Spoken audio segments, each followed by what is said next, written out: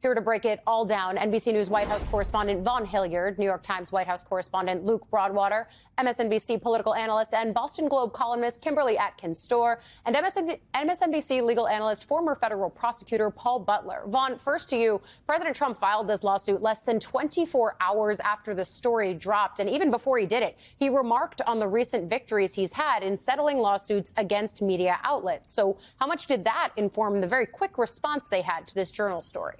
Of course, he, in the last year, sought settlements with ABC and with CBS based off of their reporting. And now here with this lawsuit against the Wall Street Journal and the Dow Jones, he is again trying to either win a case or reach a settlement on their reporting. Yet we know that 48 hours before the publishing of this story, he had made the threat that he would go forward with a lawsuit, and the Wall Street Journal opted to go publish it despite that threat. The Dow Jones spokesperson here after this lawsuit issuing in a statement, quote, "We have full confidence in the rigor and accuracy of our reporting and will vigorously defend against any lawsuit." And this morning, a judge in the Southern District of Florida has now been assigned to the case. Of course, judges do not act politically, but this was an Obama-appointed judge back from 2014. I'll let Paul get into the legal standard here, but we as journalists know that there is an actual malice standard here. And what the president is going to have to prove in the White House is that there is actual malice and that the Wall Street Journal knowingly and recklessly posted false information. So, Paul, you can dig into the legal side of this for us. What about the standard that Vaughn is talking about there, and what do you see in the way that this case was filed? Yeah, so in order for Trump to prevail, he would have to prove that the Wall Street Journal knowingly published an article that they knew was false, especially given that Trump tried to kill the article by talking to both the owner, Rupert Murdoch, and the editor-in-chief. And they went forward knowing that they were likely to be sued. So it sounds like they have a lot of confidence in their sources. In general, the standard is really high for a public figure like Trump to prevail in a case where he's accusing someone of defamation. It's true that he settled with CBS and ABC, but a lot of lawyers think that if a judge or jury had adjudicated those cases, that Trump would have lost. And now we think that based on the past. Trump sued the New York Times, the Washington Post, and CNN over their coverage of the Mueller investigation. All three of those cases got thrown out of court. I think that's really important context that you bring there, Paul. But Kimberly, Trump suing the Wall Street Journal for at least $10 billion in damages. The sum, to me, told at least part of the story. What was your take on what we saw happen here? Yeah, so I agree with everything that Paul said about this lawsuit really seeming weak. To me, as a former civil litigator, not only does he have to prove that the Wall Street Journal acted with actual malice or reckless disregard for the truth, he actually has to prove that it is false, that it was not something that he wrote, and also that his reputation was damaged. And of course, we've already seen videos of Trump hanging out with Jeffrey Epstein. We already know in interviews he talked about him being a friend and enjoying young women. So the idea that this picture somehow in itself creates some new defamation point that harms his reputation, I think will be nearly impossible to prove. But this is Donald Trump trying to flex his legal muscle, put an absolutely, in my opinion, nonsensical sum on it. Usually you have to, the damages that you get is from the reputational damage. And as I noted, I can't see him proving that he suffered any at all in this case. So I think that this is largely frivolous, but the point isn't to win the case, right? The point is to try to pressure media organizations to bend to his will by the use of the court system, which he has consistently done. Unfortunately, we've known several cases where that has worked in the form of a settlement. But in this case, I do hope that the Wall Street Journal holds steady.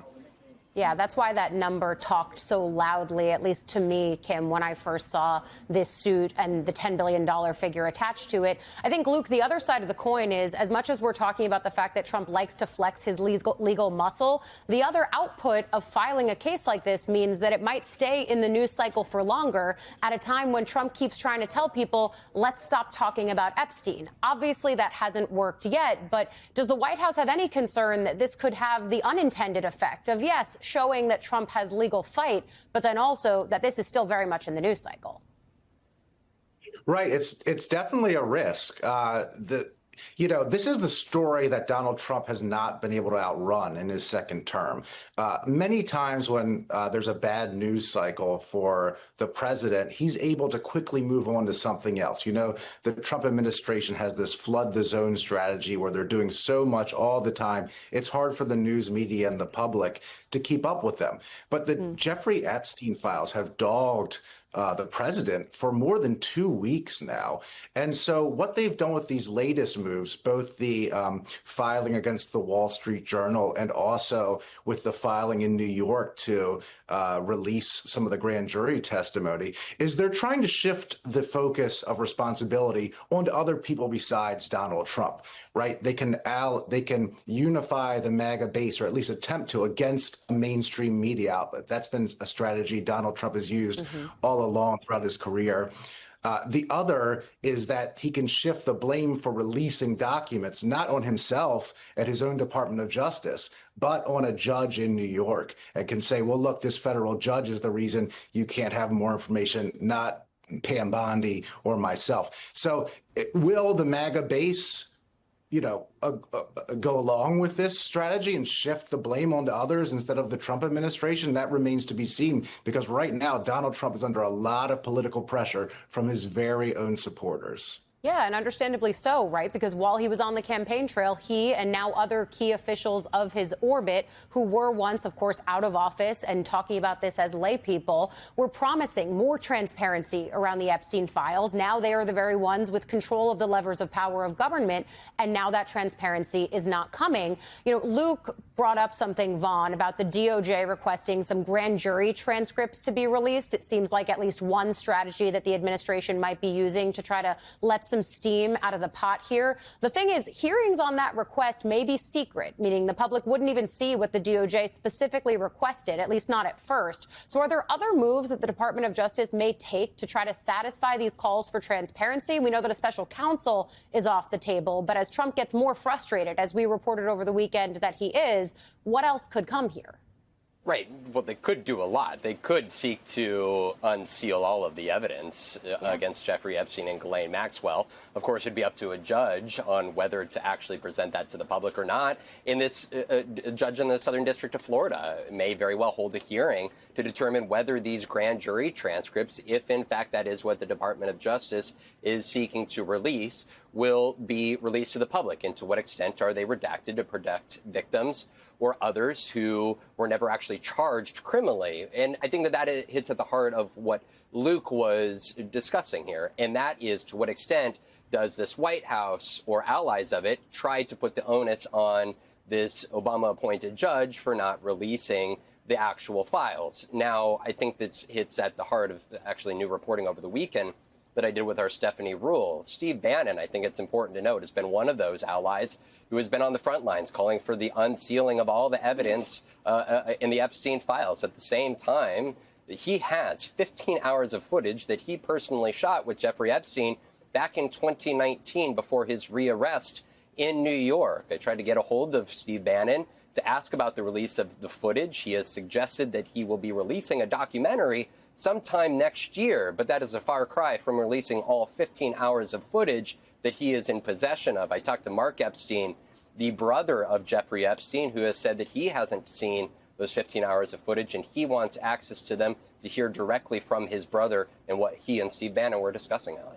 Yeah, and Bannon is yet another one of those MAGA figures that pushed for transparency on this, and now that is coming into direct conflict with what the White House isn't doing.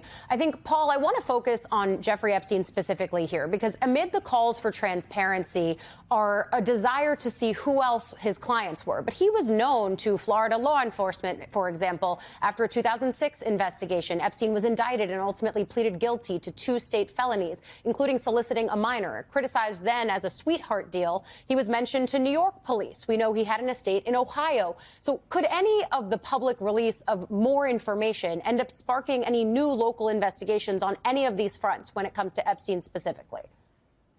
Absolutely. So what the Attorney General is saying is that she's going to court to ask a judge to release evidence that she has no control over. The standard for violating the secrecy of a grand jury proceeding is very high, and I doubt that the Attorney General's claim that this case has involved a lot of public scrutiny. That's correct, but it doesn't, I think, meet that very high standard. When I was a prosecutor, I made hundreds of appearances before grand jurors. I always told witnesses that their testimony would be confidential. I doubt that a judge will want to, again, destroy that confidentiality based on Trump's political travails. But Ali, even more importantly, this grand jury testimony is just a small fraction of the Epstein file, which is 300 megabytes or gigabytes. That's millions of pages of documents. So right now, Attorney General Bondi could release the transcript of who visited Epstein's private island. She could release the wiretaps of Ms. Maxwell's phone, and she could release the hundreds of 302s. That's the FBI reports of witnesses who they interview. We know that a couple of those at least contain information about Donald Trump, not accusing him of any crime in relationship with Epstein, but noting that he was friends with Epstein, and in a couple of cases, noting that he made people in Epstein's world, one woman especially, feel uncomfortable. Again, she's not accusing him of a crime, but that claim would have been memorialized in the FBI report. Bondi could release those today if she wanted to. He has said that he wants all the credible files related to Epstein to be released. He's asked the Attorney General to request the grand jury files of the court. All of that is in process right now. My belief is we need the administration to have the space to do what it is doing, and if further congressional action is necessary or appropriate, then we'll look at that. But I don't think we're at that point right now because we agree with the president. So no vote on this resolution before? No. This is the White House Director of Legislative Affairs. I'm just kidding. That was the Speaker. Tim Miller, this is an issue that should be easy for them, like even easier than tariffs, which their voters don't want, even easier than, it should all be pretty easy because their voters do not want cuts to Medicaid, but their voters are ravenous for the Epstein files and they can't even vote to release them. What is this? It's a pickle for Mike Johnson. I know you think it's an easy one, but here's the problem. Yeah, sure, it's an easy one with the base voters. It's easy to know what they want in the grand scheme of things, but he can't get on the wrong side of Donald Trump. I mean, there's a graveyard of past Republican speakers who got on the wrong side of Donald Trump on various issues. And so I think that is his first and foremost priority. I think that Mike Johnson is almost certainly not, I guess who knows, but there's good reason he would not be read in on whatever it was that was behind the decision for Donald Trump or Pam Bondi to not release these additional files. And so if you're Mike Johnson, it's like, I guess let's try to kick the can down the road. But it's a bigger problem than those other issues you mentioned, right? Because tariffs and Medicaid cuts do not inspire the passions of the base or the passions of the MAGA media like this does. And just for us coming on, the Theo Von, one of those Manosphere podcasters who interviewed J.D. Vance twice, I think, and Trump once, he was posting. He's from Louisiana, like Mike Johnson. He's posting at his fellow Louisiana, Mike Johnson. He's like, bring this to the floor. Ro Khanna, it's a bipartisan bill. Ro Khanna and Thomas Massie, why won't you bring this to the floor? You're in a bad way, if you're Mike Johnson and you have these huge podcasters with massive megaphones like calling you out, saying, bring this to the floor, and you're now put in this position where you have to be the one standing in the way of more information about these child sex crimes. It's a really bad position for him to be in. Well, and Tim Miller wasn't, I don't feel bad for him that he's in a pickle, but wasn't he in a different position on this like 72 hours ago? Didn't he have a different position on one of those Manosphere podcasts a week ago? He did. I also don't feel bad for him being in a pickle. I'm just describing like what he's stuck between Trump and the base, right? And the MAGA media, right? That's where he is. Usually they're aligned on all of that because Trump usually gets in line with where the base is or brings the base along. This is a rare issue where they've not been able to do that. So yeah, no, he has totally flipped on this. I thought that was interesting the other day. That actually piqued my interest more than this, right? This idea that he was going to buck Trump to push this through. Yeah. So I'm not surprised that he's now gotten in line. But I mean, there's at some level, if you're Mike Johnson, it's kind of like, why not bring this up and kind of dump this on the executive branch? This is your issue to deal with anyway. You guys could decide what to release. But I think in the meantime, he's decided that his prime objective is staying in Trump's good graces. Let me read from the other piece of reporting in the New York Times this morning. This is inside the long friendship between Trump and Epstein. Quote, in the early 90s, when Trump hosted a party at Mar-a-Lago for young women in a so-called calendar girl competition, Mr. Epstein was the only other guest, according to George Hornery, a Florida-based businessman who arranged the event. He recalled being surprised that Mr. Epstein was the only other person on the guest list. Quote, I said, Donald, this is supposed to be a party with VIPs. Mr. Hornery told the New York Times in 2019, you're telling me it's you and Epstein? His then girlfriend and business partner, Jill Hart, later accused Trump of sexual misconduct on the night of the party. In a lawsuit, she said that Trump took her into a bedroom and forcibly kissed and fondled her and restrained her from leaving. She also said that a 22-year-old contestant told her that Trump later that night crawled into her bed uninvited. Ms. Hart dropped her suit in '97 after a related case filed by her boyfriend was settled by Trump, who has denied her allegations. Mike Schmidt, this is one of the oldest fact patterns of the nearly 24 accusations of sexual misconduct against Donald Trump. I think the only one that's been adjudicated may be E. Jean Carroll, and Donald Trump was found liable for sexual abuse and defamation in that case. But just talk about this part of the story reemerging because of the base's appetite for all these names and the presence, as you've reported, of Donald Trump in the FBI files. Well, to me, what this situation that Trump finds himself in, the sort of the inability to control the base on being, believing a conspiracy theory, it comes back to the beginning of the Trump story for me. So for me, the Trump story starts in Benghazi in 2012.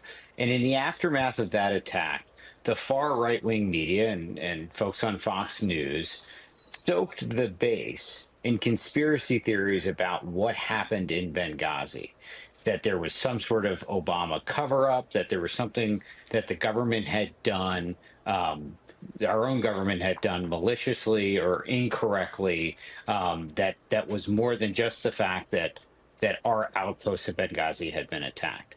The fervor about that was so great that eventually Congress had to appoint a special committee to investigate that attack. And as part of that investigation, when that investigation soaked up a lot of things, they were able to learn about Hillary Clinton's email server, and at least a disclosure about Hillary Clinton's email server. What I'm trying to say about this is that these types of conspiracy theories, when they dip the base in the lighter fluid of conspiracy theories, and the base is ravenous to try and prove what they have been told to be true, it can just have a mind of its own, and it can have an energy of its own, and it can continue on in ways that are unintended. Now, because, for example, when they started doing that on Benghazi, they didn't think they were going to find Hillary Clinton's, email server. In that sense, it really helped them. And in many senses, stoking conspiracy theories has helped them. It helped coalesce people around them to vote for Donald Trump, in 2024. But you can't necessarily control them. And I think that's what we're seeing here, is that Trump is basically, in his administration, to use the word you guys were using, is in this pickle where they're trying to satisfy a base that has been told time and time again something exists that's really horrific that they want to totally get to the bottom of, and that they have joined this movement to get to the bottom of, and that Donald Trump is supposed to be the leader to hold these people accountable. And that has a mind of its own. I do not live in Texas. I like Texas very much, but I have never spent all that much time there. I've never put down roots there. I definitely do not own a house in Texas. Relatedly, because I do not live in Texas and I don't have a house in Texas and I haven't visited there at all this past year, I did not need to be rescued in the Texas floods this month. nor was I in Texas personally rescuing people from the Texas floods when they happened. Also, just so you know, I do not have a long-lost daughter with whom I have recently been reunited. I do not have a daughter. I do not have a baby. I do not have a baby on the way. No kids at all. I've never had a baby myself. My partner, Susan, never had a baby. We've never adopted a baby or had a baby by surrogacy or by any other means by which one might reasonably end up with a baby. So no house in Texas, nothing to do with the terrible Texas floods. I don't have a long-lost daughter. I don't have any kind of baby anyway, anyhow. I also have not been fired by MSNBC. Look, here I am. I still work here. You see me now on MSNBC. I have been here since 2005, I think. I'm happy as a clam here at MSNBC. Relatedly, I have not founded my own news network, nor am I planning to. Why would I do that when I work at MSNBC without a baby and without a house in Texas?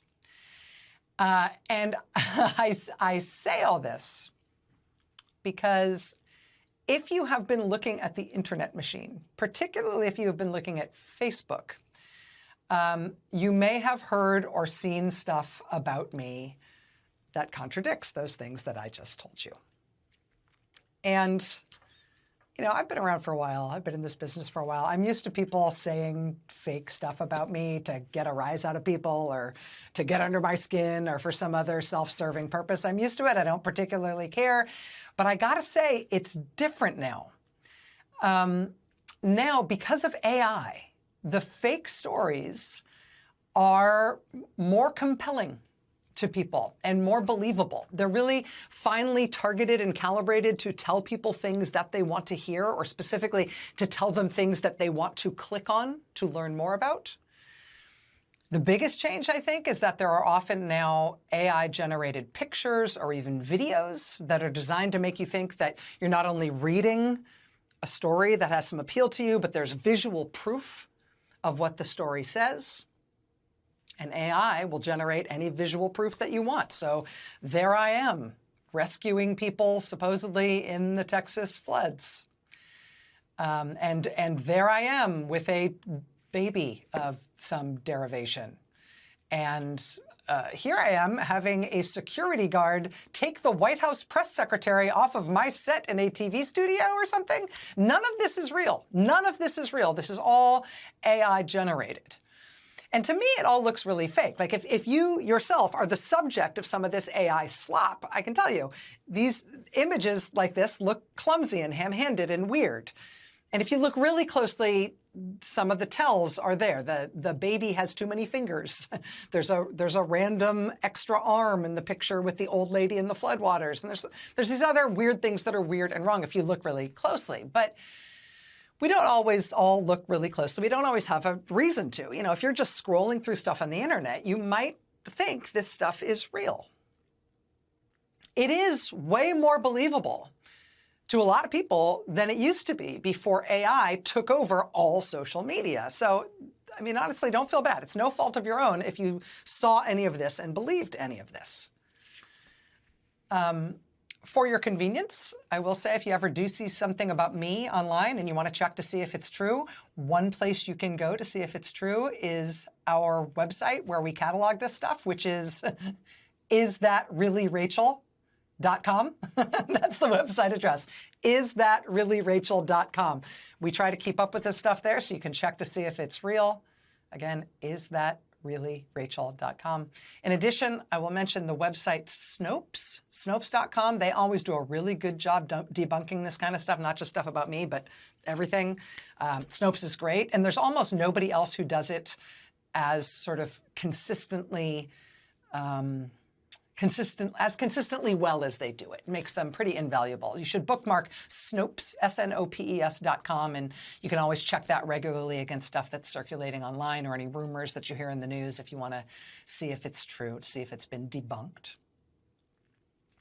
But you know, even though the internet has always been a little bit of a cesspool, I do think that something's happening right now, like this summer, with the advent of AI. There's just been a tipping point. It's just been swamped all of a sudden, and very thoroughly. I mean, even Google is about 90% less useful than it used to be on a day-to-day basis with the way that they've allowed AI and references to social media that are all fueled by AI to take over their search engine results. So even Google is less useful than it used to be. But social media in particular, and Facebook is the worst of it, is pretty much totally overtaken now by AI slop. It is really just trash. And because the companies don't appear to want to fix it or do anything about it, it's not going to get any better. This stuff is essentially free, and it's become the dominant content in American social media. And you can see why. It's infinite supply. These things, they don't take human effort. They are created robotically in essentially infinite quantities and for free. And what they create and post online and circulate in social media is just stuff that is designed to manipulate you, to get you to click something, which they can directly monetize, or it's designed to manipulate your feelings or manipulate your perception of what's true and what's going on in the world. And, you know, the antidote is the same as it's always been for all of us, right? Only use trusted sources of information. If somebody is citing something to MSNBC, go to msnbc.com and see if you can find it there. If somebody is citing something to BBC News or the New York Times or some other name brand news organization, you should be able to go to the website of that name brand news organization and find it there. Right? Always try to figure out where something is coming from exactly before you believe it, and certainly before you share it.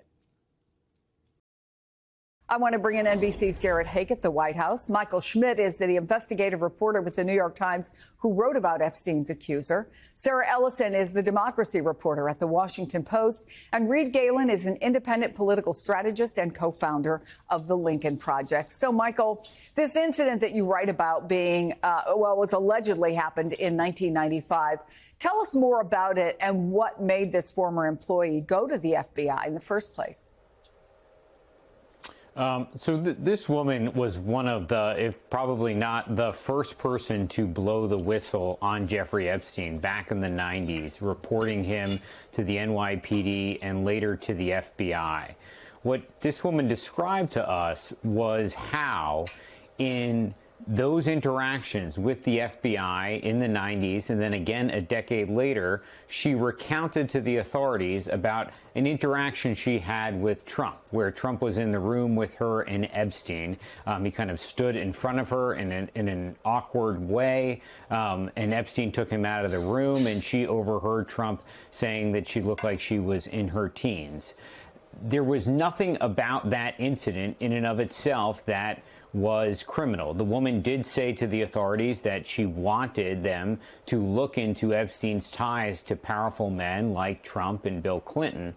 But what we're trying to show in this story, in this anecdote, is how during a decades-long federal investigation in which many different witnesses are spoken to about a range of different things, investigators are going to soak up a lot of different information, a lot of different stories, a lot of different tips, a lot of different leads, a lot of different facts, not necessarily being criminality, but just different things that live in investigative files.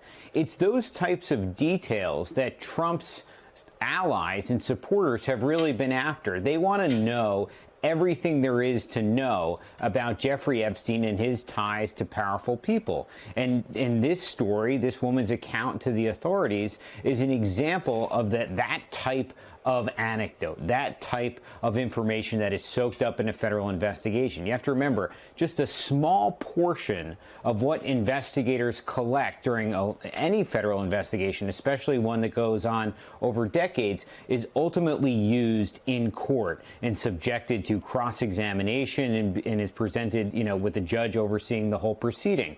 In the case of Epstein, there was no such, opportunity for a lot of this information to be aired, but there are lots of different pieces of information kicking around these files in the bowels of the Justice Department.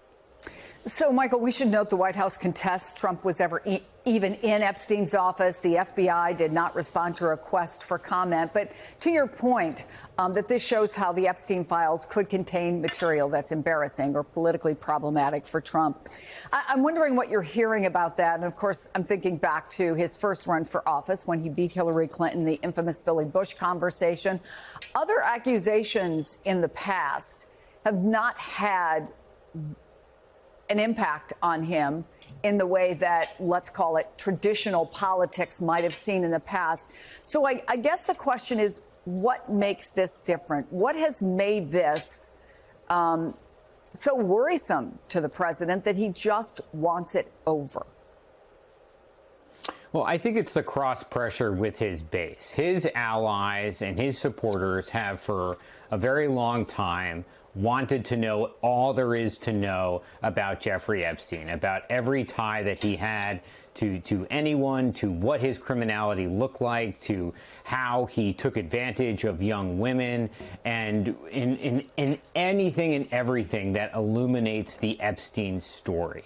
And that has been a rallying cry for them. They believe that Epstein's death has, obviously very suspicious circumstances around it. They do not believe that he killed himself, and they want to be able to, for themselves, see into what the Justice Department and FBI collected in this decades-long investigation of Epstein that results in essentially two different prosecutions. They want to see everything they can into that.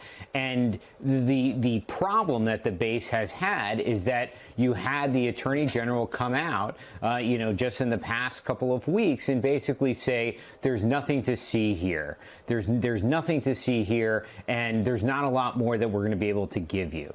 And because of that, that is what has cross-pressured him against his base, because his base is really disappointed. They thought that when they were supporting Donald Trump, they were supporting someone who was going to help bring sunlight to this horrific story of Jeffrey Epstein. So when they're told by the Justice Department that that's not going to happen, they get quite agitated. And that is what we have seen Trump confronting.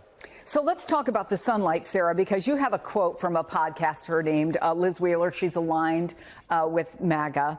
And this is what she said. When you are a true friend, you tell the truth, even when the truth hurts, even when the truth has consequences, even when it's uncomfortable. She talked about her phone blowing up.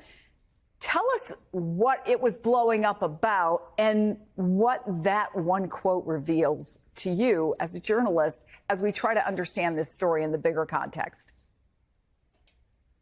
Sure. So Liz Wheeler is one of about a dozen influencers, creators, sort of MAGA-aligned new media figures who were invited to the White House at the end of February, and they were ostensibly there to welcome them in to meet cabinet officials and other senior Trump figures.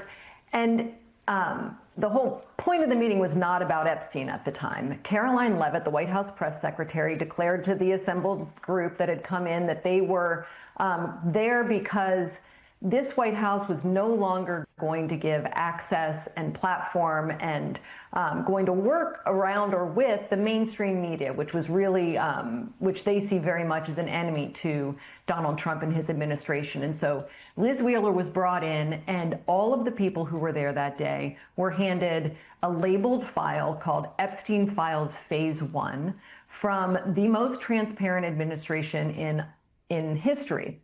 And Pam Bondi told them that she had personally made that cover sheet, and she really trumpeted what they were handing over. The complication there was that there was nothing in those files, and what Pam Bondi told people that day was that there was a secret stash of files that was still in possession of the Southern District of New York, and that those were where the real that was sort of where the real dirt of the Epstein files was going to be found. Turns out then after they got those files, they made this announcement over the 4th of July weekend that Mike referred to. And it's that juxtaposition. It was that what happened with Liz Wheeler is she went into the White House, she was promised something, and then she followed up as the White House had sort of instructed and had led that cohort to do.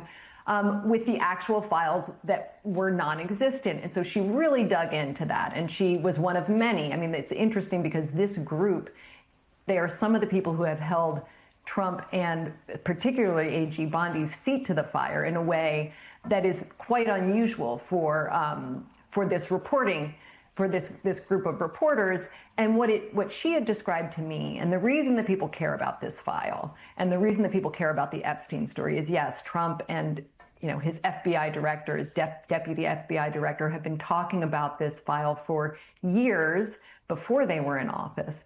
But what it represents for the MAGA base is a story where the elites were preying upon, children, young women, underage women in the most depraved way that both feeds into, millennia-old conspiracy theories, but it also really hits a major theme of the Trump base, which is that the elites and political elites, Hollywood elites, are preying upon people and they are harming regular Americans. And that is the story that the base really has latched onto. And what Liz Wheeler told me is that in speaking out in this way, Epstein wasn't even the top of her list of priorities. She would rather see this White House look into, whether it was the first or the second impeachment story. She sees a lot of things around January 6th and those prosecutions that she would like to see righted. But this was something that Attorney General Pam Bondi put out for this particular cohort and then tried to pull back. And it was interesting talking to Wheeler, just in one last thing, is that when she says, you have to hold, you have to speak to your friends honestly, you have to have these kinds of hard conversations. This is not in an effort. I mean, she would cringe to see this panel because what Liz Wheeler wants is that her pressing and her reporting to make the Trump movement stronger and to make it more airtight. And to sort of have them, she wants them to fire Pam Bondi so they can get on with the main work ahead of them. So it's a very different sort of posture than what you see from, journalists on this panel, for example. Following Israel's strikes inside Syria last week, one which targeted a government building that the Trump administration is, of course, trying to build up. Axios is reporting on recent conversations inside the White House regarding Israeli Prime Minister Benjamin Netanyahu and his government. Long story short, Donald Trump is getting fed up. One White House official described Netanyahu as, quote, a madman to Axios, claiming he bombs everything all the time and that it could undermine the Trump White House's efforts in the region. Another official pointed to the shelling of a Catholic church in Gaza last week, saying the feeling is that every day there's something new. 6 officials also told Axios that last week's attack in Syria, which ended with a U.S. brokered ceasefire, left the White House significantly more alarmed about Netanyahu and his regional policies. Let's bring in one of the reporters from the story, White House correspondent for Axios, Mark Caputo, also with us, staff writer for the New York Times, Ronan Bergman, who has recently reported on how Netanyahu prolonged the war in Gaza to stay in power. Mark, let's begin with you, and quite an Axios report, something that we had been hearing about from the White House a bit, Donald Trump getting impatient. But that impatience is turning to anger. Tell us about it. Yeah, from what we understand, it was almost one of those moments where Donald Trump turned on the television. He's like, we're bombing, or the Israelis are bombing Damascus, sort of what's going on. Now, that's not a direct quote, but that was one of the senses that was conveyed to me. And as you just read from that quote, it seems like there's sort of something new every day. There wasn't just the Gaza church bombing, or there wasn't just the bombing in Damascus, but then there's been certain social policy issues. Mike Huckabee, who's the U.S. ambassador to Israel, had to write a letter essentially threatening Israel because it was blocking visas for Christians who were coming over. That's something Mike Huckabee used to do in his private life prior to rejoining government. In addition to that, there was a Florida man, I'm sorry, I'm going to mispronounce his last name, Saif Musalet, who was beaten to death in the West Bank. and the United States wants answers about that. They're not getting many answers there either. So there's just these combination of things that are just sort of a mounting frustration. And obviously the war in Gaza is just sort of dragging on. Trump wants to have an end to it, but it doesn't seem like it's happening yet. No, it's certainly not. And, you know, Ronan, you look, we've seen, obviously, since October the 7th, Netanyahu doing what the Israeli people, and I think most of his allies have wanted him to do, and that is to go after the Hamas terrorist organization, go after the network. But as the Trump administration is saying, it seems like it's something new every day. Every day you're hearing about more Palestinians getting shot up, getting bombed, getting killed at relief sites where they're starving and they're going for food.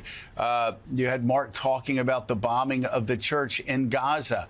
Mike Huckabee, after attending a trial for Netanyahu earlier in the week, showed up on the West Bank to talk to Christians who were being persecuted again in the West Bank, and that persecution is ongoing.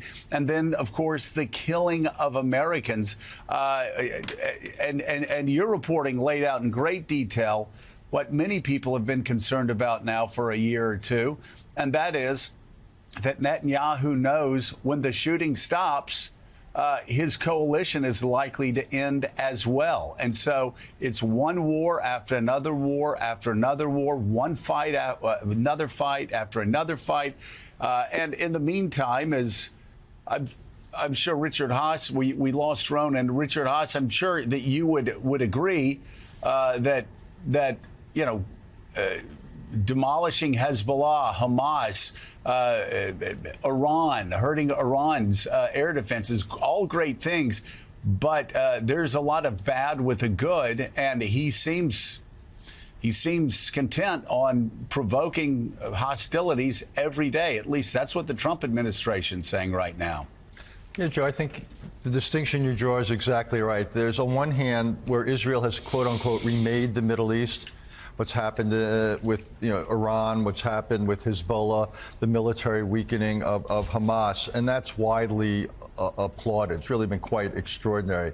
And I think there's also, there was and still is great understanding, sympathy for Israel about October 7th, where I think Bibi Netanyahu has increasingly lost the United States and the Middle East, though, is what you might call October 8th and beyond. The continued use of military force in Gaza, where upwards of 60,000 people have been killed. The pressure against aid shipments, humanitarian aid getting in, the forcing of over 2 million people into a tiny sliver of territory. Now the bombings in Syria at a time the United States has been working with the Saudis in order to consolidate the power of the new government there. The continuing violence in the West Bank of settlers against Palestinians there. So what you're seeing is sympathy and even respect on one hand, but a real growing distance and alienation on the other. And as Ronan's important reporting showed, that a lot of this seems to be motivated less by a strategic agenda and more by a political agenda. Yeah, it's not just 50 or 60,000 people. So many of these are women and children. We have more reports in recent days about Palestinians just trying to get food and water and being fired upon, people on the ground, witnesses saying something by the Israeli military. I mean, the images coming from that enclave are so terribly ghastly. And Mark Caputo, we know President Trump does react to things viscerally. We have heard as well that he's had a hard time with some of the images coming from Gaza. But this is also a president who just a few weeks ago was really celebrating his partnership with Prime Minister Netanyahu over the strikes in Iran, was calling on Israel to quit its criminal prosecution in Netanyahu, to abandon that long-delayed trial. So take us a little more into your reporting here about his frustration level. Is there a point where even for Trump, Bibi goes too far? And if that's the case, how could that relationship change further? Yeah, I don't know when that point is. I don't think we're at that point yet. Obviously, publicly, Donald Trump has continued to praise Netanyahu. Privately, he's expressed concerns about what's happening. But in the end, Donald Trump and Netanyahu have had a very long relationship. At times it's been contentious. There has been mistrust. But Donald Trump also knows that October 7th was a terrorist attack, and Hamas is ultimately to blame for it and for the taking of hostages, including some U.S. citizens at the time. And there are still hostages, some remains, that is, some people are dead and the remains are held by Hamas. Others, a few, are still alive, and they haven't been returned. And so until Hamas kind of negotiates more in good faith, I think Donald Trump is going to continue to stick by Netanyahu. That having been said, if Netanyahu does what he did last week, which is just sort of start bombing another country, in this case Syria, without giving the United States a heads up or a say, it's going to continue to cause continuous problems. There's this sort of delicate balancing act in the Middle East, and Netanyahu is sort of the one who is setting the apple cart at different times in other countries. One thing I think that's important to know is other countries in the Middle East, Saudi Arabia, UAE, Qatar, they're coming to the United States and they're pitching the U.S. saying we can be as reliable a partner as Israel without the drama. And that starts to have a real effect on the ears of U.S. policymakers, including Donald Trump.